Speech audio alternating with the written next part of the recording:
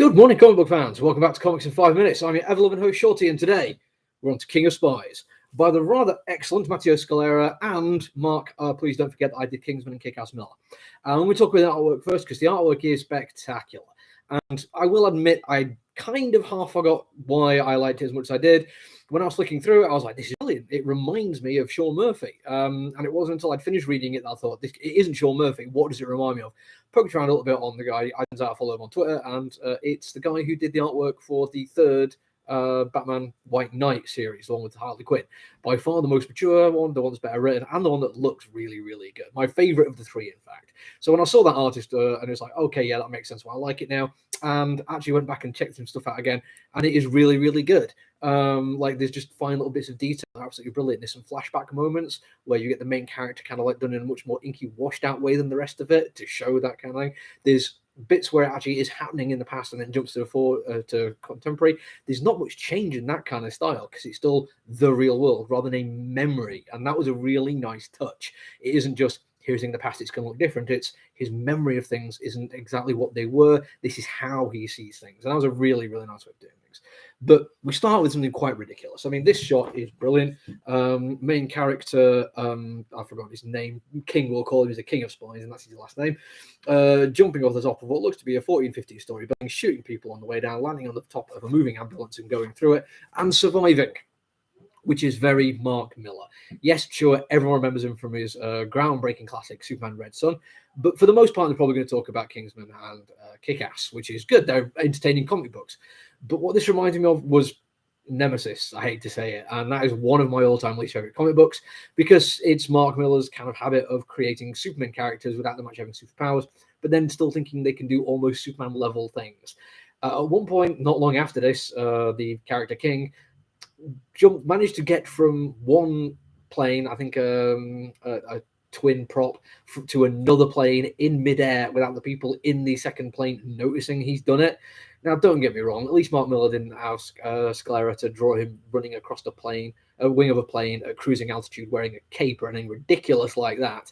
But it is still just a touch too far for me. It didn't stop me enjoying it, though, because it kind of feels a bit more on the nose at this point. And it also is kind of like the preface to what turns out to be quite a good character study as well.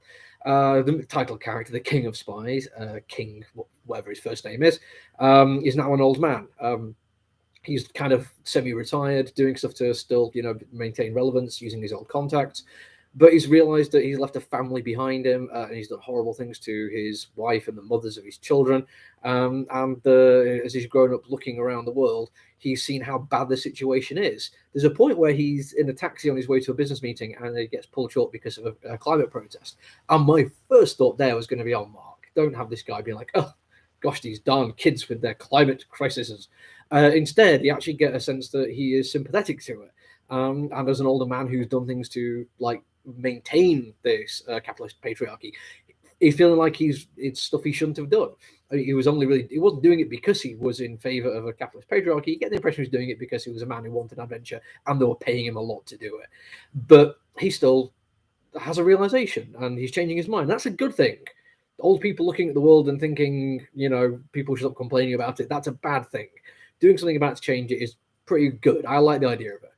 There's a couple of problems with this, though. He's doing it mainly because he's an old man, and he's got health issues. You find out that he only has a few months to live, and he's worried about his legacy and what his son is going to think of him. So, yes, he sees the world as a bad state and wants to change it, but you can't help shake the fact that there's a very deeply personal reason that he's doing this, for maybe his own aggrandizement, in the same way that he went off and did all these tales of daring do and adventures when he was a younger man for the government or for corporations.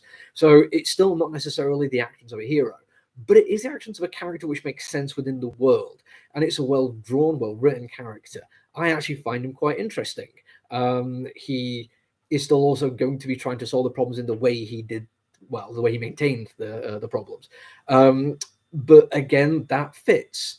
I wouldn't expect this guy who spent his life doing things in a certain way to suddenly be like, I'm going to join peaceful protests and the like. That doesn't feel right, and I think Millar did a really good job of showing it. He's not a hero by any stretch of the imagination, but I'd rather have an interesting braggart than a very, very boring saint. And it seems to be something that Miller can write quite well. And for the first time in a long time, I'm saying this is a Mark Miller comic book I have thoroughly enjoyed.